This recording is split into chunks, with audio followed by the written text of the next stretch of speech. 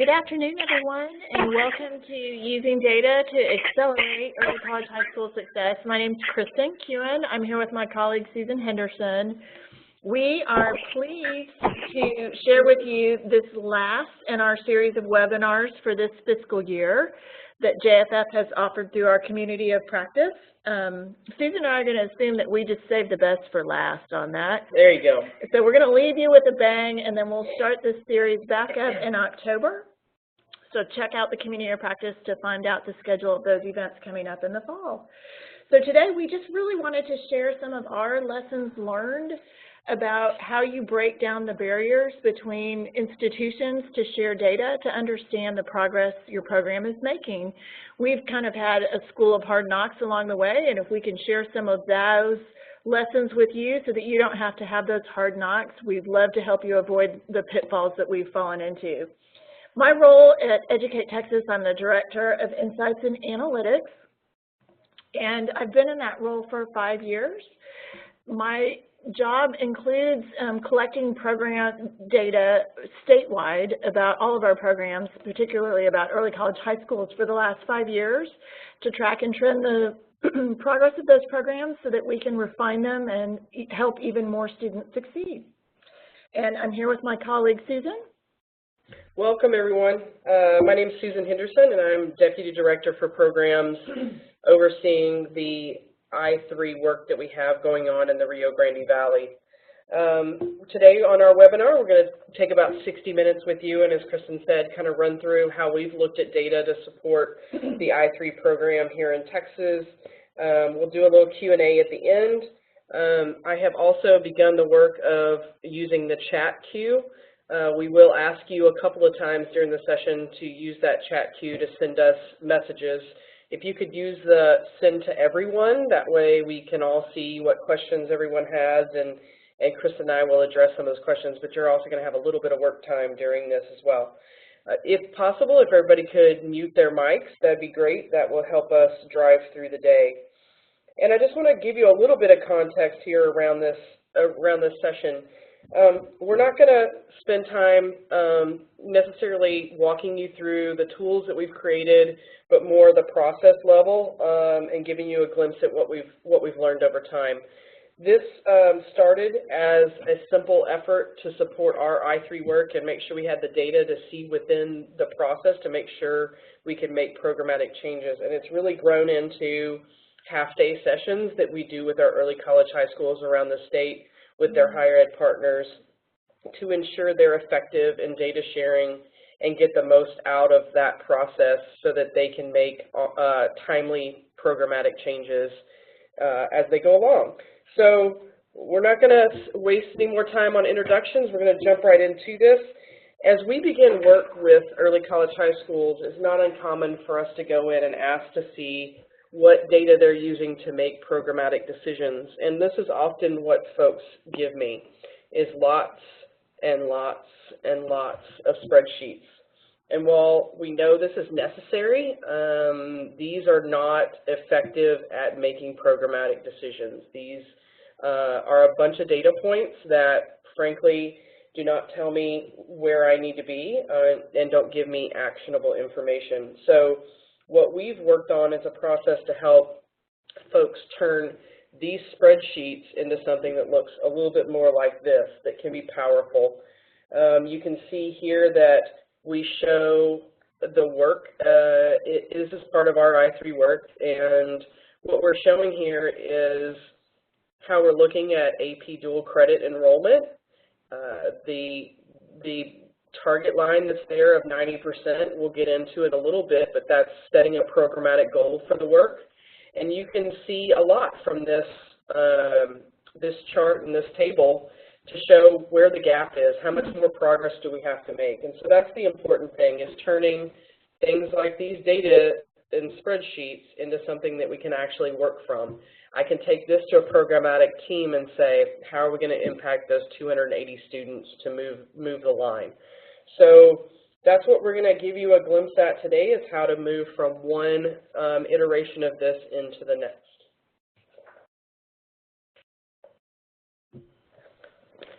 And so I want to take a minute here, and this is where you're going to begin to do a little bit of work for us. So normally if we were sitting with you in a session live, we would have you do a write, pair, share, but today we're going to do a write and share.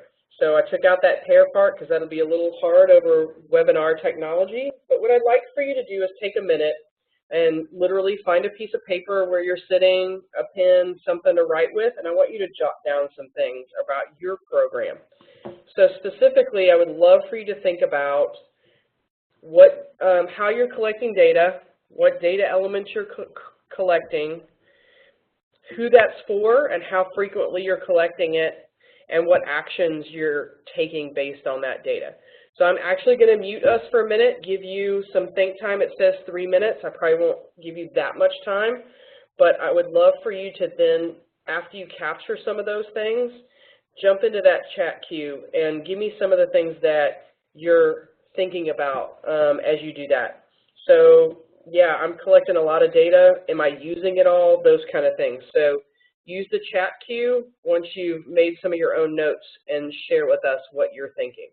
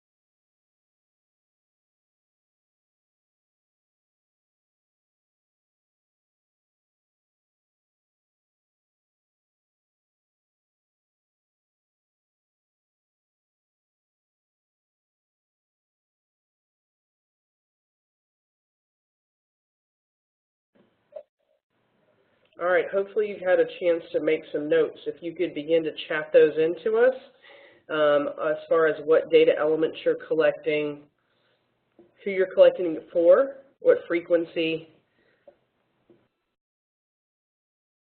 and what data actions you're taking.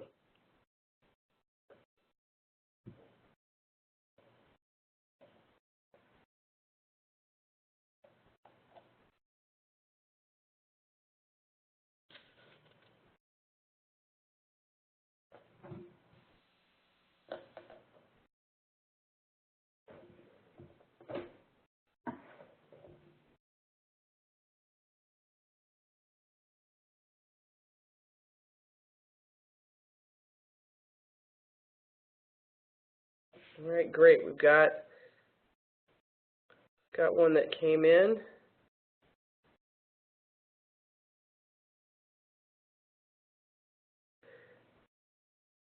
They collect data related to dual credit by high school in our districts, how many of these students go on to post-secondary in the first year of graduation, second and third years.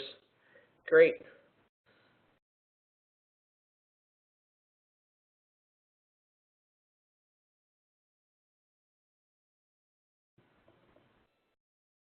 Excellent.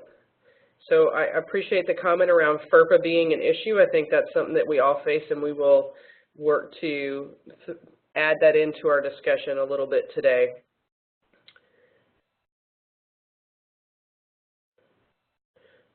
So we have another one that says they collect data and share it with their higher ed partner through a data sharing agreement. Measure degrees and certificate completion, students' academic progress.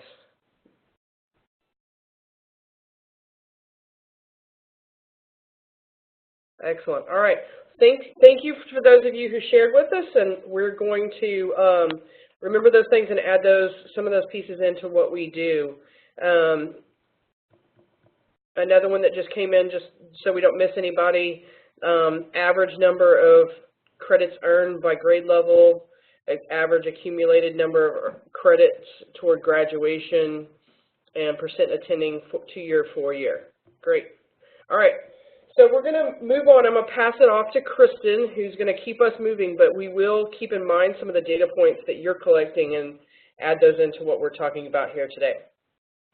Super. We're going to start our discussion today with just the framework that we use to think about data, excuse me, why you're collecting it, what you're going to do with it. And so since you have your own notes about the kind of data that you're collecting, go ahead and think about your own personal situation and how this framework, where you are along this continuum for this framework.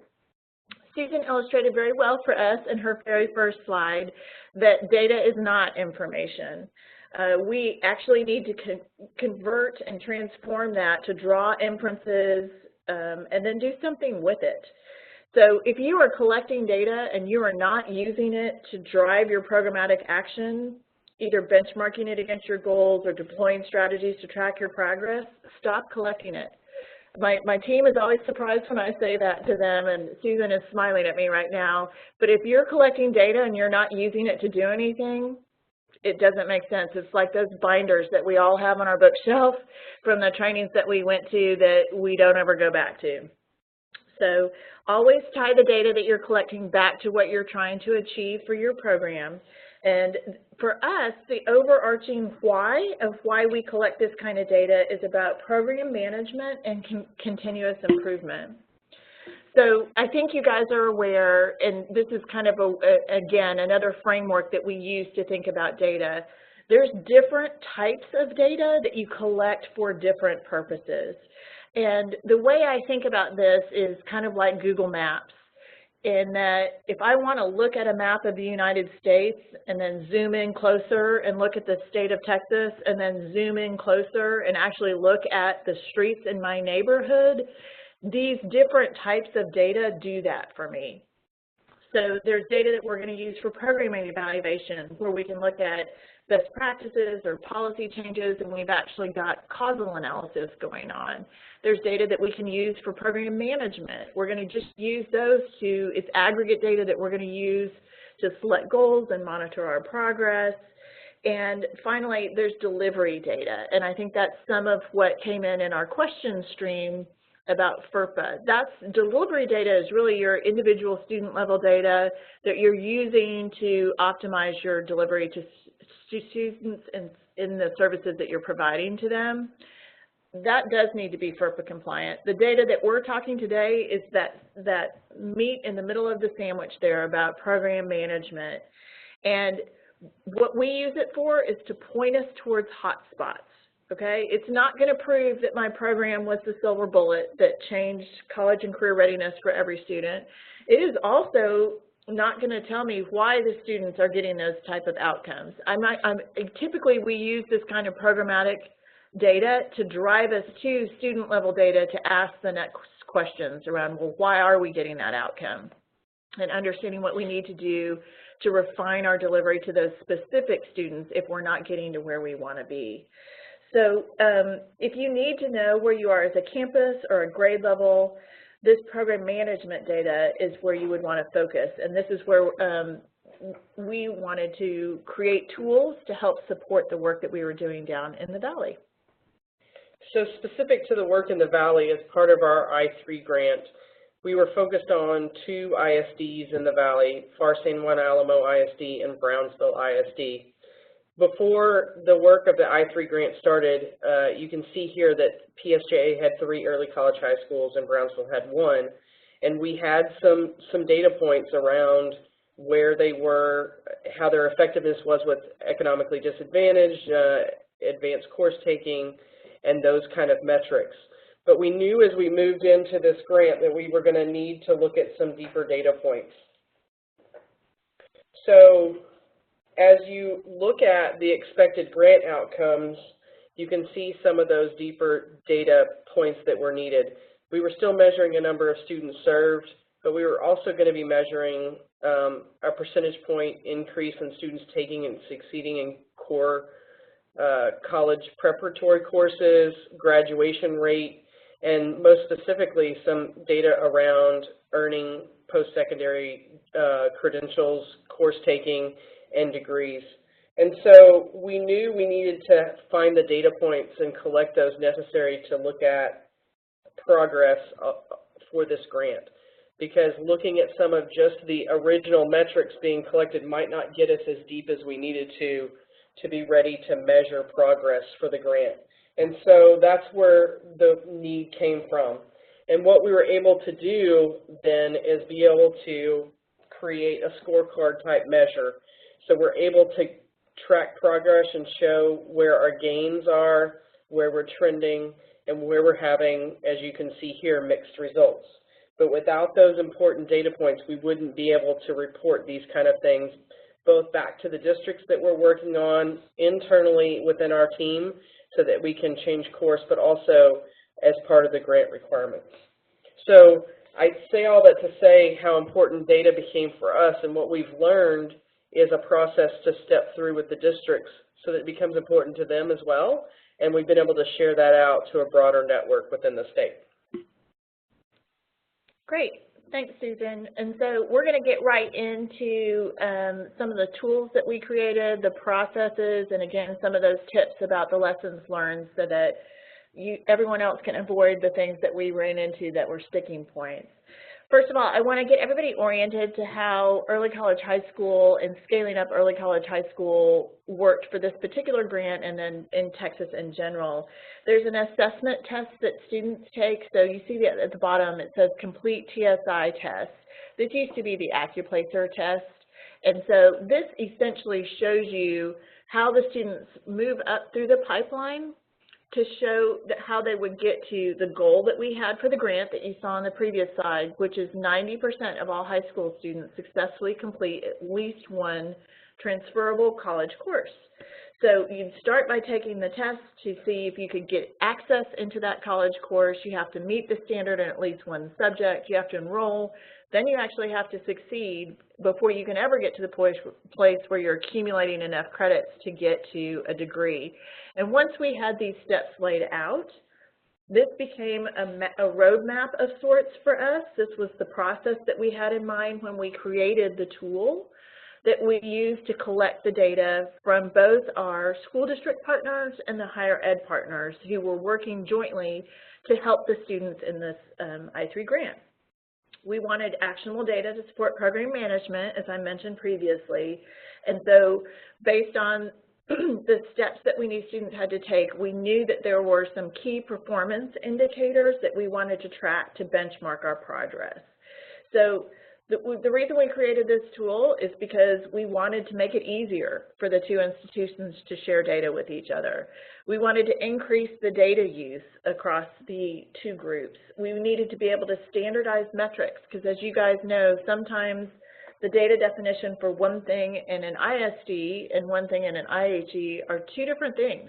Retention, for example, comes to mind, has very different meaning in a K-12 world than it does in the higher ed world. So K-12, I don't know that we think retention's great, but in higher ed world, retention is a good thing. And so we needed to standardize those metrics and definitions to make sure that we were all on the same page and collecting it the same way. And finally, once we had that data in place, Susan will tell you that the most important thing is that we use that data to then drive the dialogue around what changes we want to make in order to make sure we're reaching the students that we want to reach. The tool itself is something that we had seen used with our partner in El Paso. El Paso Community College has 8 early college high schools that they support, and they had created a version of this tool, and we said, hey, that's a great idea. Maybe we can adapt it for our purposes for this I3 work. And that's exactly what we did. And so we're going to walk you through, we're not going to show you exactly what the tool is because it really is about the framework and the process more than the actual tool itself. As you can see in this screenshot, the tool itself is quite simply an Excel spreadsheet where people are inputting data across 3 or 4 different categories. It's just a big workbook that's all linked together, and it's aggregate level data at a campus level. As I mentioned, we are not collecting student level data, and we're not using this as causal analysis. We're just using it to track our key performance indicators. And we keyed those data elements that we wanted to collect to the grant outcomes. So for us, as you'll see as we move into some more of the detail, there may be things that we were collecting because those were important to our grant that may or may not be important to you to collect. This is not a student level data management system by any means, and I want to make sure everyone's very clear about that. Those can be extremely effective at getting to the next level of information about how you want to refine your programs, but again, that was not what we were trying to do with this particular tool. We just needed the aggregate data for program management. So moving ahead, the deeper dive into that spreadsheet, there are categories of data that we are collecting. There's really 4 categories, and you'll see from top to bottom, it was about student demographic data, TSI testing data, the dual credit accumulation, and AP data. And for us, AP data became important because that was also going to be one of the things that would be measured in that 90% goal for our grant outcome, which is why we wanted to track that. And you can see in here that the kind of things that we're collecting are fairly standard across student demographic, but then the way we could use it, as you orient yourself from left to right on this table, we could use the demographic data to understand if we were actually serving the targeted population of need, whether or not that population of students on our campus mirrored the district demographics, and whether or not we were having attrition across certain classes, or if we were actually replacing students as they left from the class of 2015 to the class of 2018. So the next category of data down, we needed to know, are they prepared for the college coursework that they're about to enroll in, and how many students are prepared? If we were going to get to 90%, we understood that we needed to unlock that college preparedness and the access to those college courses early on in that student's career. And then finally, the dual credit enrollment and attainment data. Are they actually enrolling in classes once they're TSI complete? And then are they being successful in those courses and accumulating the kind of credits that are going to put them on a path to actually earning that associate's degree? So those are just some of the examples of the types of data that we're collecting, and I think when you guys were chatting in some of the data that you also collect, you're going to recognize that many of these are very similar to the kind of things that you're collecting. So once we understood what our KPIs were and the kind of data that we wanted to collect to make sure that we could track those key performance indicators, we started trying to populate spreadsheets, and we realized it just wasn't that easy to do. The spreadsheet was pretty simple, but the process of actually merging data across just separate data systems, from your ISD system to your IHE system, was pretty difficult.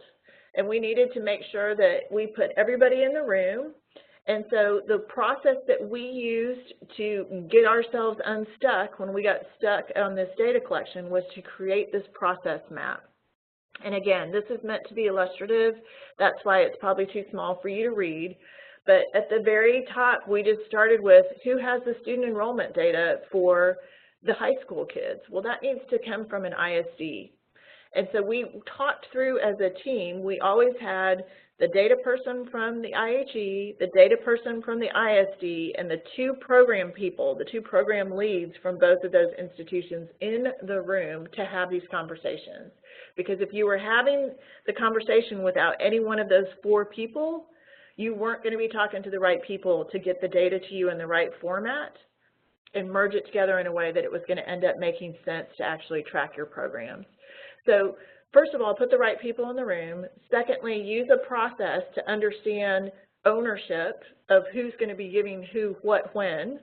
So for us, the process worked in terms of the ISD gave the enrollment data to the IHE because we felt it was important that the K-12 institution was considered what we call the record of truth for who the students were enrolled in their program. Because the IHE wasn't always going to be able to observe that a particular high school student had left that campus. And so then we would be tracking data for a student that was no longer a part of that program. And then each of those kind of decision points gets us to a place where we understand who is the record of truth for each of those data elements, and it may be different in your specific context. But this allowed us to document that process and be very clear about where those handoffs happened between institutions so that at the end we got a clean data set that we all understood the data definitions for and that we were defining it the same way, and we actually had merge keys, and we understood that the data was going to come to us in a certain way so that we could merge the student data from one system into the other and produce the spreadsheet that I just showed you. So Kristen just talked a lot about data and programming and things on the programmatic side that, although important, we sometimes don't understand or respect as we should. And so I want to jump back into the programmatic side of things for a minute because she said what we're giving when to who. And that's the piece that's important for the programmatic decision making. And so this is just a sample timeline of how we take those decisions around what and when data-wise and convert that into programmatic decisions. And so here within our work, we often see a timeline that looks something like this. In August or sometime during the summer, these schools and partnerships do a summer bridge, and they administer those TSI tests that Kristen was talking about. And so that's a data point that needs to be collected and processed through. And it will help as they move into the fall semester around the percent of students that's met, how they get them enrolled, which affects advising and how counselors advise students for enrollment in that dual credit. Because one thing that we did see along the way is students were passing TSI, but nobody was noting that and actually getting them enrolled in courses. And so that's an error in programmatic, and likely because they didn't have the data points necessary to move forward. So then in the fall semester, spring semester, there would be another data collection to review the percent of students that successfully completed the dual credit courses. And then they would begin to also look at demographic data in that semester as they begin their recruiting for the next semester. And then in the next subsequent summer, they would be looking at another data collection, again, to review dual credit, but also to begin the cycle again. And on here it says rinse, wash, and repeat. But I think that's the important thing, is this is not a one-time shot. This has to be agreed upon between the ISD and IHE of what are the critical times to collect data for what purpose and what use, because we definitely don't want to get in the situation where we're collecting data, as Kristen said, and nobody's using it. So this is just a sample timeline of how those data points might be used. Great. So we've talked through a little bit of the process for how you would populate that data. Who needs to be in the room to talk about how it gets populated? Let's assume that you've had that conversation, you've been able to populate this data, you have this wonderful clean data set that shows you exactly where your students are on your campus by the grade level that they're in, by the campus that they're located in. And the next question becomes, what's next? How do you use that? The very first critical step when you start thinking about how to use this data and knowing whether or not you are on track is understanding what your program goals are. You need to start by setting your baseline goals based on the outcomes that you want to achieve. In our example for this grant, our big goal that we were trying to reach for and that we continue to try and reach for is that we wanted each of our I3 campuses, the students to have had, 90% of the students to have earned at least one advanced course that was transferable to college. So we were going to start from there and build our goals around that.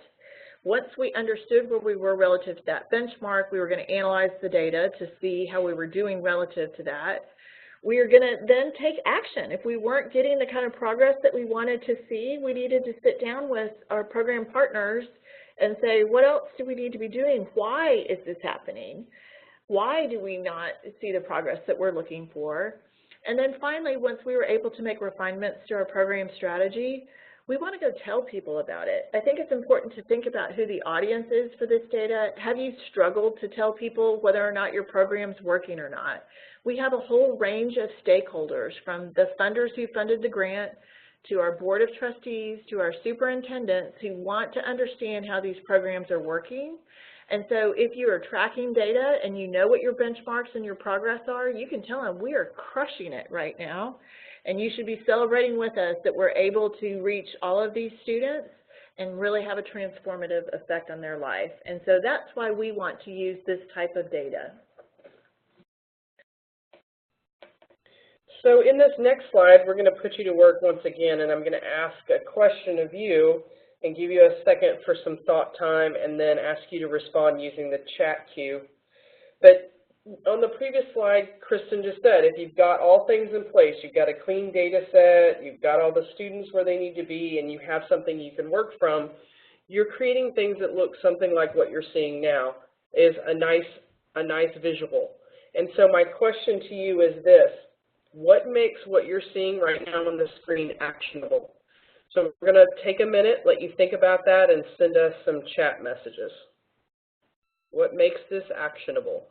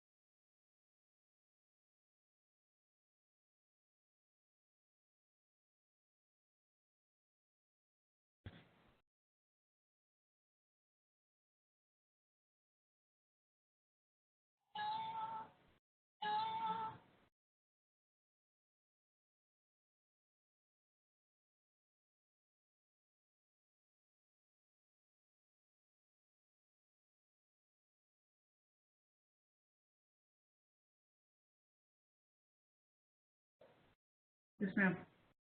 Take that speaker. Mm.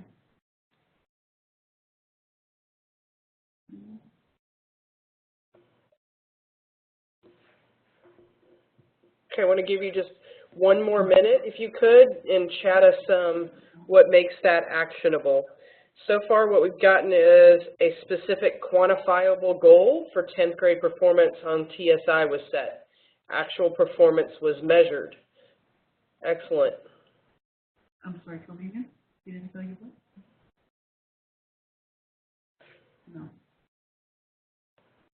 The fact that the data shows you have not yet met the 75% of 10th graders, but more importantly, the detail of the specific areas of the assessment that need to be needed the most interventions. Great, excellent. So math being the one that's lagging behind. Great. So we know what we need to tackle programmatically. And the success at the end, right? It does show some great growth from 2016 to 2017. Excellent.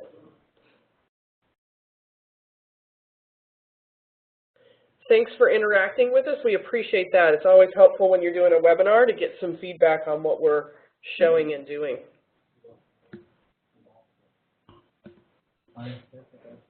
Super. So for those of you who have not yet set goals for your programs, we thought we would share a little bit about how we use historical trends to help set goals for programs.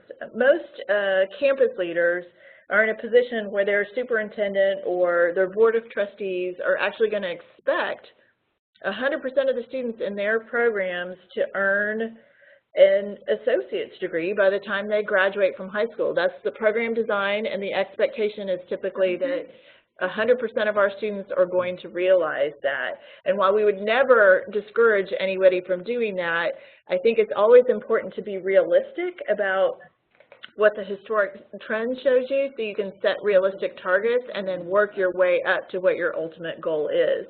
So to that end, we have been collecting data from the state of Texas, where we have 153 early college high schools, 53 early college high schools in the state of Texas who have been around for 10 years. So these are mature programs for the most part.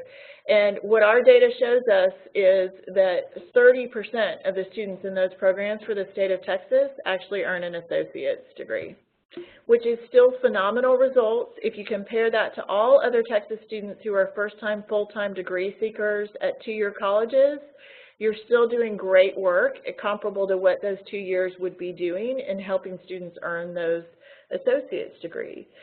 I think the other data point that we've looked at as a historic trend is that 67% successfully complete at least one advanced course in an early college high school. Now again, that's not to be discouraging, because when you compare that to the state of Texas, only a third of all other of their Texas peers are actually completing at least one.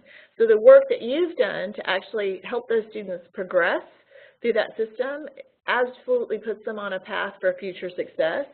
But you just want to be realistic about how you're setting your goals for your particular campus and how much time you're giving yourself to ramp up, given what student needs are going into these types of programs. So once we have an orientation to those historic trends, then we're going to turn this pyramid on its head, and we're going to talk about, okay, so we now know that a third of all early college high school students earn an associate's degree, but we want to come in strong, and we want to say, you know what, we recognize that, but we're going to say a majority of our students are going to earn an associate's degree in the first cohort out of our class. And we'll work our way up to 100, but we're going to start with a majority. So for us, we're going to measure that as 51%. So we're going to just walk you through a sample goal and how you would benchmark that. So for us, you're starting with 100 students in your cohort. You want to make sure 100% of those ninth graders get tested. Then you need to make sure that 75% of the students tested actually meet the standard in at least one subject in order to access those dual credit courses. And I understand that not every higher ed is the same about their requirements, but as a best practice, we feel like it's better to get students through those standards so that they have no barriers in their way. So we set that standard at 75%. And then moving on, 100% of the students who qualify for that dual credit as 10th graders have to actually enroll. So once, as Susan mentioned, sometimes we found that we had students who were TSI qualified that were not actually enrolling in some of those advanced courses. So we've got to then move those kids on through the pipeline. And then finally, 70% of the students who are enrolled in those advanced courses need to actually succeed and earn the credit for that before you're going to be able to get to 53 students, which is success. The majority of your first cohort just earned their associate's degree in high school, and you've actually surpassed your goal. So that math, if you go back and do it yourself, is just taking the percent of each of those sections along the way to make sure that you still get to 53. And you can tweak any of those numbers based on what your individual program goals are to make sure that your students are progressing through the pipeline the way you want them to. So this next slide, Kristen, shows the exercise that we often do when we're out doing workshops with our higher ed partners and ISD partners, and really to set those benchmark and program goals. And we do it across the areas that Kristen outlined that we cover in this tool. So for TSI, we both look at tested and achieved. So at any given semester, you're going to have kids that are currently testing or in the process or have been tested, so you can get to that 100% of kids tested. And you have some that have already achieved. And then for dual credit enrollment in, let's say, this semester of the spring semester, you're going to have kids that are currently sitting in a seat, so we're measuring enrollment, but also those that have attained credit. And then same thing with AP and then associate's degree earned. But what we would do is work through a program goal setting exercise with our partners to set those standards for themselves, backing into it just like Kristen stepped you through. One thing I do want to note is when we think about TSI, as noted in the earlier slide where you looked at what's actionable in there, it was duly noted that math always lags a little behind, and so folks often set a higher standard for reading and writing in 9th grade versus math, where we know it takes a certain level of course attainment to set that, to meet that standard. So the expectation there might be much lower, but understanding that and talking about that up front has started some rich conversation around math and flipping courses and different things like that. So these have been great conversations around that goal setting element. So the next thing that we would do with our folks is to step through talking about how to talk about your data and your data sets. And so as you've seen in this slide deck, we will represent things like these gaps, and we'll put a nice headline on there that says that we're lagging on particular goals. And that's not to rain on anybody's parade, but really to tell the reader what you want them to know. Otherwise, they're looking at a chart and a table, and they're saying, wow, I'm not sure what I'm supposed to take away from this.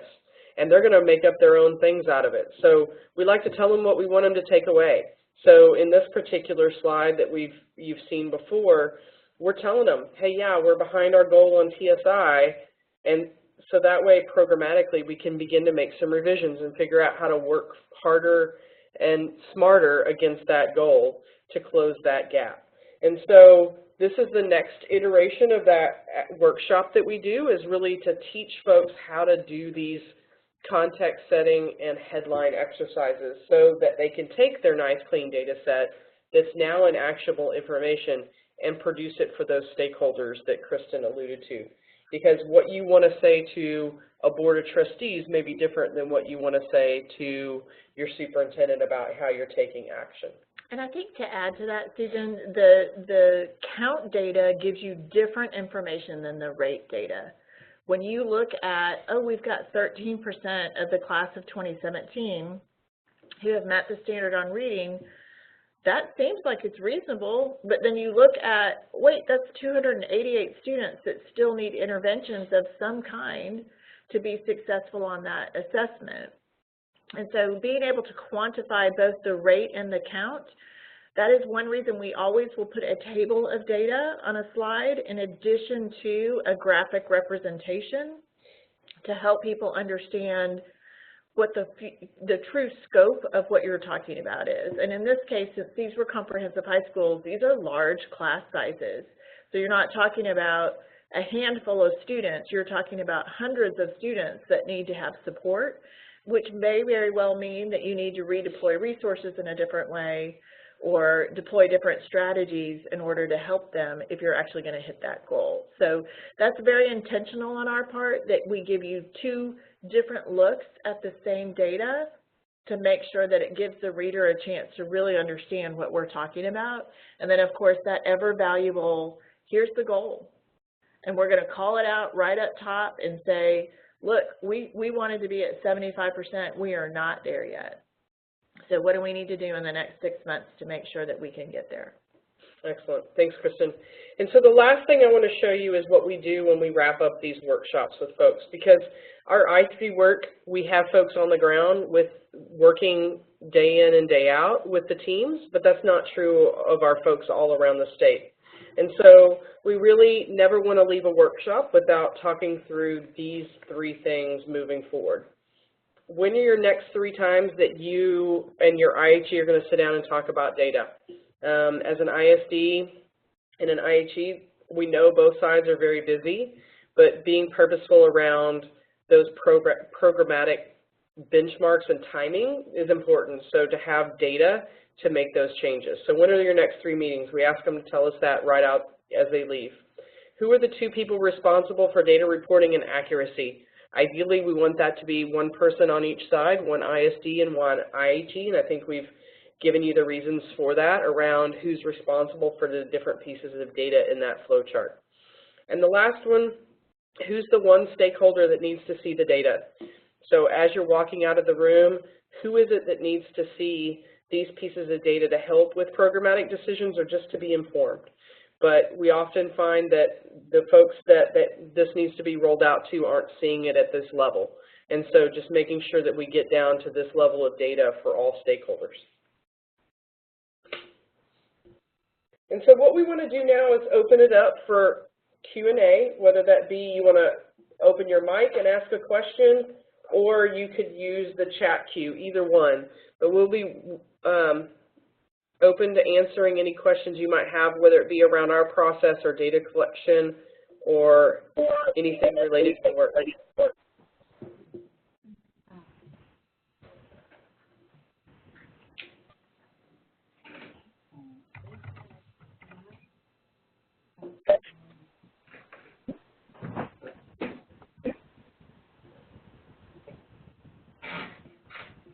I hear somebody that's opened their mic. Do you have a question?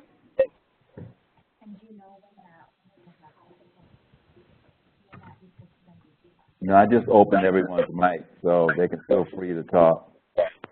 Welcome, Caesar. Thank you. You're welcome.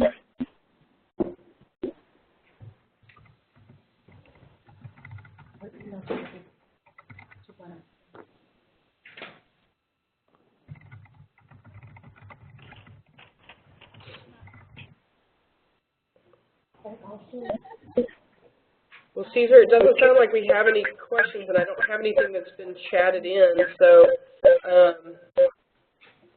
I do want to give our contact information and a couple of reminders, just that we want to review what we set out to do today, and that's to share with you that data is not information, that you have to get down to that actionable points, that there is use a process to collect systematically. If you don't, you'll end up in the same pitfalls we did. We do have a question that just came in, so I'm going to take a break here. It says, we are currently trying to define our data metrics and dashboard for our early college high school partnership. Is there any standard or templates for the most common types of data needed to be shared? Kristen, you want to take that one? Sure. Yeah, we do have a couple examples of dashboards that people have put together. I think it's always important to understand, just always starting out by giving people a sense of student size, population, demographics. So we definitely want to include those in a dashboard. Whatever the assessment is that allows them to access whatever those college credit-bearing courses are, and if it's, you know, dual credit and yours is TSI like it is here in Texas, and we always make sure that we look at the number of students tested, and the number of students met. And I think one of the most interesting things to look at as a dashboard is those two numbers beside each other. We have sliced it by the class of how they graduate. So it's the class of 2015, the class of 2016, the class of 2017.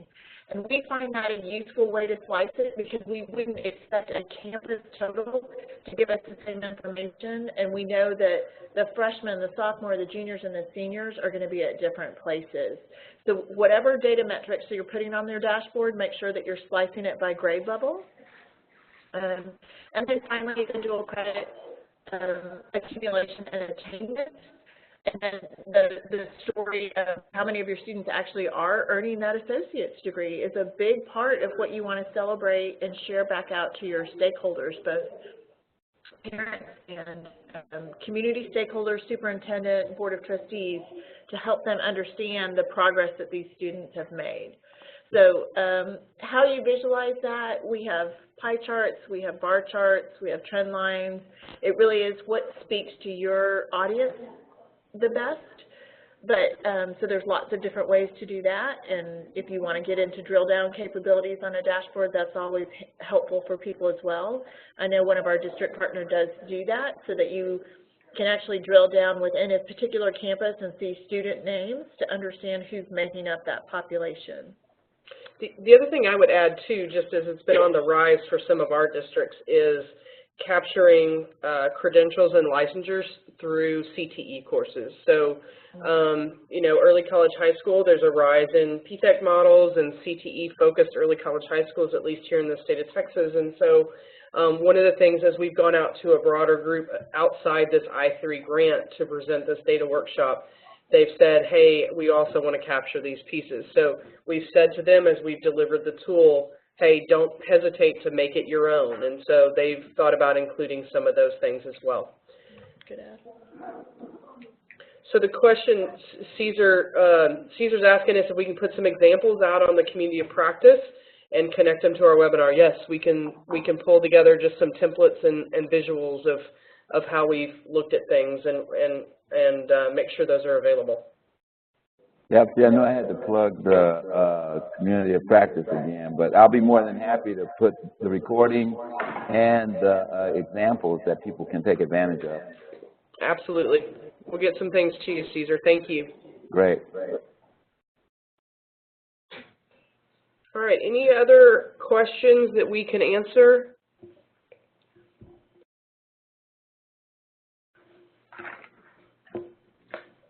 So just the last three things that we'll just review and make sure that we've hit on, and hopefully we've hit home with these points, is, you know, let the programmatic decisions guide both the data definitions and frequency of collection.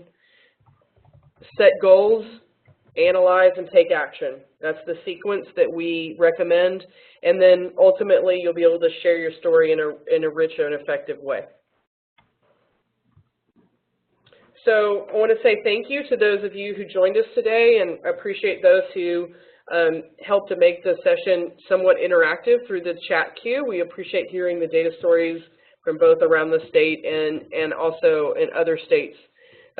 We've enjoyed our time with you and look forward to any questions you might send our way.